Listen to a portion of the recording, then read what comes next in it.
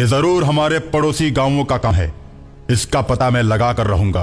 सभी गांव वाले और प्रधान ये बात कर ही रहे होते हैं कि तभी उन टूटे हुए पेड़ों के बीच से एक परी निकल कर आती है और प्रधान को बताती है कि आम के बाग को तोड़ने के लिए शैतान को भेजने वाला तुम्हारे पड़ोसी गांव का प्रधान है, जिसने तांत्रिक के सहारे एक शैतान को जगाकर तुम्हारे बाग को नष्ट करवाया है और तुम्हारे ही गांव के एक लड़के को अपहरण करके वो तांत्रिक के पास ले गया है। उसी की वजह से वो शैतान जाग उठा है। परी के मुंह से ऐसी बात सुनकर पूरे गांव में खलबली मच जाती है। सभी परेशान हो जाते हैं।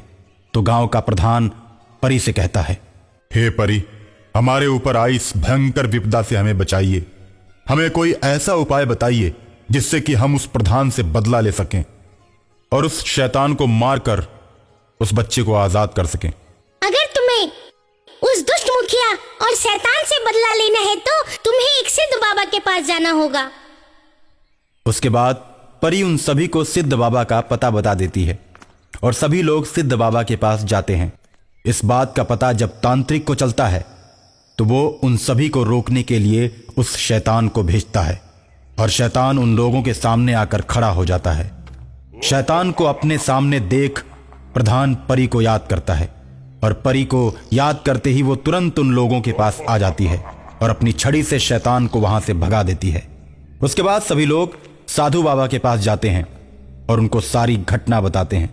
मैं आप सभी की परेशानी को समझ गया। अब मैं तुम लोगों की मदद करूंगा और उस शैतान के आतंक से तुम लोगों को बचाऊंगा।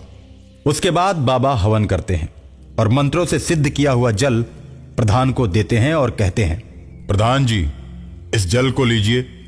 जब भी वो शैतान आपके गांव पर हमला करे तो आप इस जल को उसके ऊपर फेंक देना, जिससे वो शैतान भाग जाएगा। और आप लोग अपने गांव के बीचों बीच हनुमान जी का एक मंदिर बनवाइए, जिससे तांत्रिक के मंत्रों का असर उस पर नहीं होगा।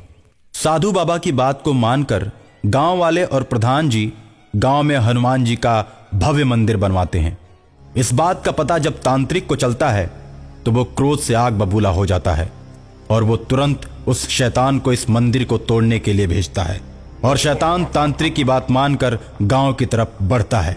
गांव आने के बाद शैतान जैसे ही मंदिर के पास पहुंचता है, मंदिर का पुजारी हनुमान जी के गदा को लेकर शैतान को मारता है। गदे की चोट से शैतान जमीन पर गिर के मर जाता है। फिर पुजारी उस तांत्रिक के पास जाता है और उस तांत्रिक को भी गदे से मार डालता है। तांत्रिक गदे की चोट से घायल होकर बोलता है, अरे दुष्ट पंडित, हनुमान जी के गदा से मुझे डराता है। जिस शैतान को तूने मारा है, ऐसे सैकड़ों शैतान मैं पैदा कर सकता हूं। मेरे जैसे तांत्रिक से मुकाबला करना इतना आसान नहीं है। ये लड़ाई हमारे और तुम्हारे बीच की नहीं है। अब ये लड़ाई धर्म युद्ध बन चुकी है और धर्म युद्ध वही जीतता है जो सही मार्ग पर चलता है। तू उपदेश तो बहुत अच्छा देता है। मरने से पहले और कुछ उपदेश हो तो हमें सुना दे और उसके बाद मरने के लिए तैयार हो जा। पंडित तांत्रिक को रोकता है। तब तक रामनगर का प्रधान साधु बाबा द्वारा दिए हुए जल को लेकर पीछे से तांत्रिक के शरीर के ऊपर डाल देता है। जल के प्रभाव से तांत्रिक जलने लगता है और बचाओ बचाओ चिल्लाता है। मैं तुम्हें बचा लूंगा।